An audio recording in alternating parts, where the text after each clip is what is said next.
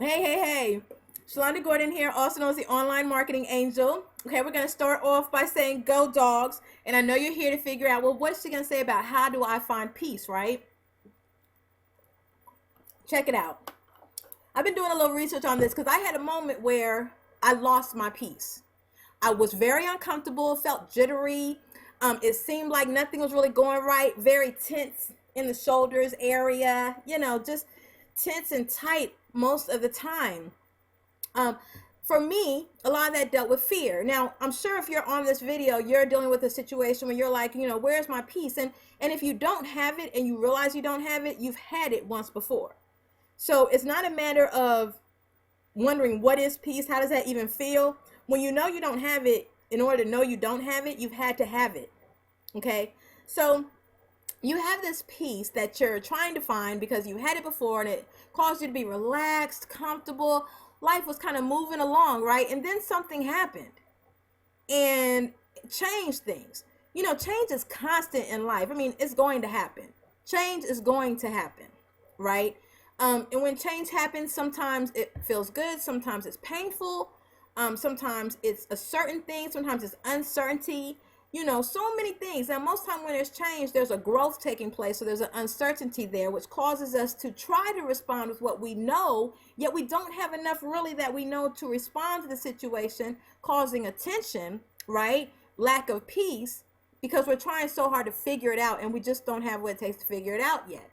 Something I found. Now, as you guys know, and if you don't know, I'm going to tell you right now, I love Jesus, I love God, and I'm a Jesus freak, and it is what it is, right? Haven't always been this way.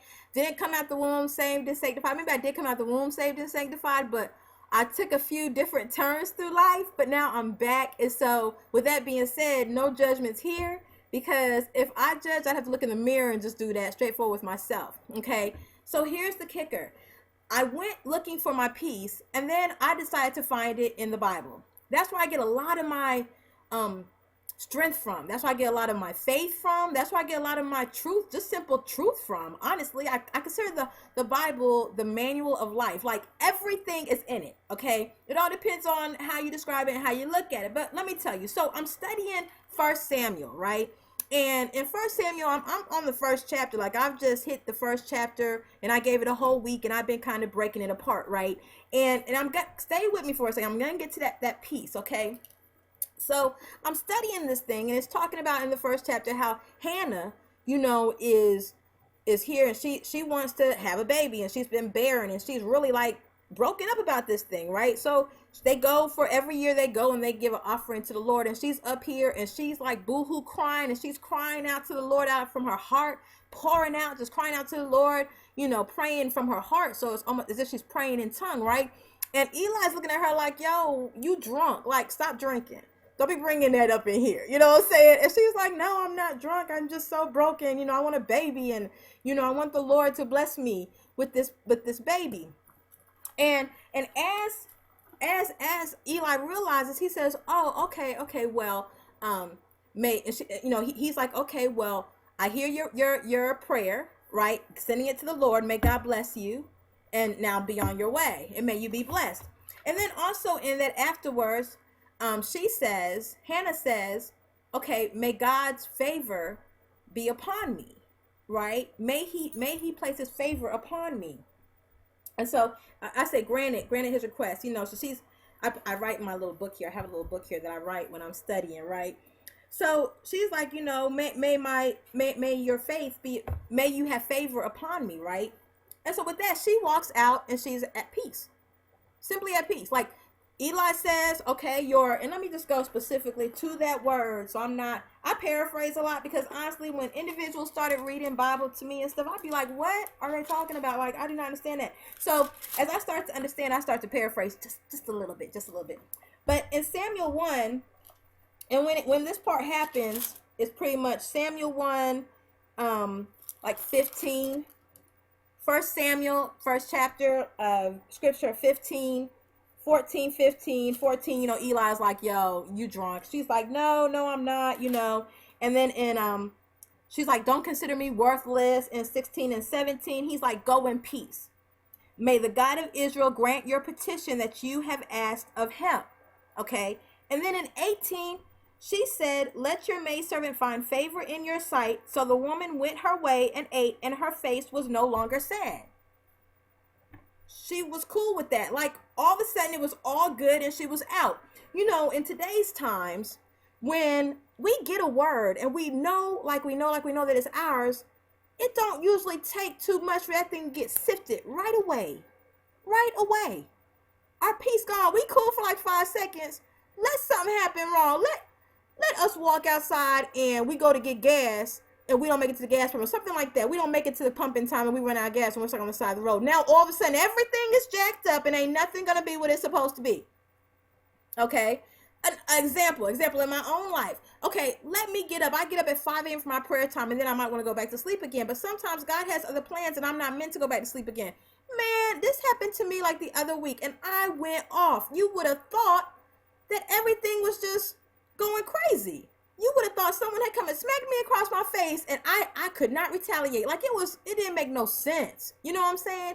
And you know what I mean if you're in a situation where you're lacking your peace and little things are happening and you responding like someone just literally just did some really ill stuff to you, right? Did some really crazy things to you, right? But let me get back to finding your peace. So as I'm reading this, and now that I'm back consistent, back a couple of weeks ago, I was not consistent with my 5 a.m. appointment with God. Okay, my faith and my ability to move forward in my business, move forward in my life, move forward knowing that, I'm a single mom and I don't have a job, but everything I do creates an income and can bring money into my household to take care of my girls because I'm a business owner. Yet it's my business, right? And because I'm able to leverage the internet, I'm able to also continue to make money while I enjoy my life, right? But these things, in order to do these things, I have to have my mindset right. I have to be in a place where my faith is right. Because when my faith isn't right, things are jacked up. It's not working right. And I start freaking out and start snapping on little things. My peace goes away. Okay, so as I'm reading that part 18, it really kind of touched me where I noticed, this woman got a word and was like, let the favor of the Lord be upon me, and was out, and it was all good. It was all good. If we could just stay in that kind of place, right? So I did a little bit more research on that particular area, on that particular chapter, right? And it ended up taking me to Romans, I believe it was 15. Let me see. It was Romans 15:13. So Romans 15:13. And I'm going to read that to you too, okay? So Romans 15:13 says, "Now may the God of hope fill you with all joy and peace in believing, so that you will abound in hope by the power of the Holy Spirit." Peace in believing.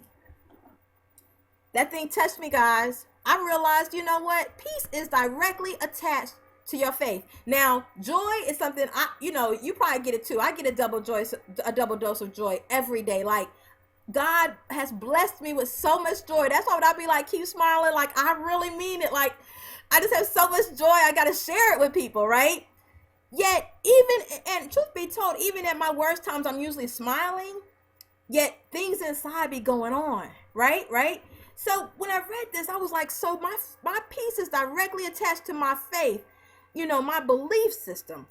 If you are in a position where you are having a problem finding peace, I challenge you to stop and look at what you're believing in.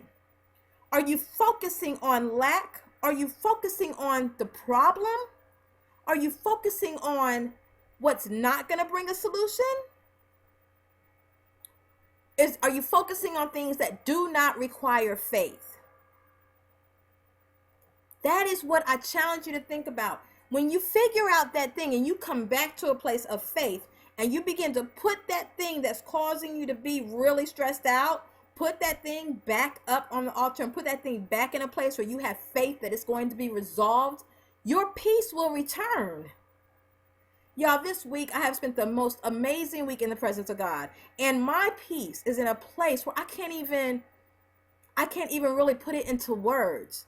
It's that peace you really cannot explain. That unexplainable type thing, which is okay because I don't have to be able to explain everything. That's why I'm able to continuously walk forward and walk forward and walk forward. When you're walking down a road, right? I can only think about it this way. You're walking down the street, right? And then there's a tight, 90-degree right corner, and you've never been in this area before. You have no idea what's around that corner. You have no idea what's going to happen when you turn that corner. But in your directions, you have to turn that corner to get to that place that you're supposed to be. What do? Do you stop walking? Do you try to look around and see if maybe you can go up the building and over the building instead of walking around the corner? Do you try to cross the street over to the opposite direction so you can walk down and see around the corner before you turn? What do you do? What would you do? Ultimately, if you look back, there's lots of right 90-degree right turns or left turns, whatever, that you've taken in your life over and over and over again. Weren't even paying any attention to it, but now there's this situation that you really have no idea how you're going to deal with it, how you're going to move past it, and now all of a sudden you're afraid to turn the corner when you know the answer to the issue is around the corner. You know it is. You have to get back to your faith. You have to get back to your faith. When you're getting back to your faith, you're making a decision to have faith. You have to get back to making decisions. So many individuals are afraid to just decide and move forward in that thing. Don't be one of those people. Make a decision. Make a decision. And know that the favor of the Lord is with you. He's always one that keeps his word. And most of the time, when we're put in a position right here where our peace is gone, we're in a position where God has already given us the promise. He's already told us it's going to happen. We're the ones that are allowing thoughts to drop into our mind and play tricks on us. We sit around watching TV, letting the subliminal messages come and affect what we're already working on, right? We stop filling our minds with things that operate with us that work, right? We stop getting in his presence, all out of fear, all out of uncertainty. Is it worth another day of your life to allow fear to dictate what you decide? Is it worth another day of your life? See, you won't click the link below because you're not afraid. You do everything. You're the one that pushes the door open first. You're the one that says, I'm going to be the one to set the example. You're the leader. You're the leader. I challenge you. In order to find your peace, get your peace back. Honestly, you never lost it. You just kind of stepped into another room in the same house and decided that I'm going to stay here because I'm afraid to go out of the house and turn the corner because I know what I need is there. I just don't know exactly what I'm going to come up against. And mainly that's because you've come up against some things in the past that hurt you. Some things in the past that caused you pain. Guys, pain is inevitable. It's going to happen. Pain is good. It means growth.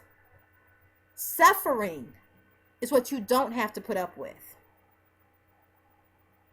Suffering is what you don't have to put up with. I challenge you to make a decision today. Click the link. Just get in. Just change. Kind of like when they say, rip the Band-Aid off quick, do it. Just do it. Enough. Just do it. Right? Have an amazing day. Enjoy and keep smiling.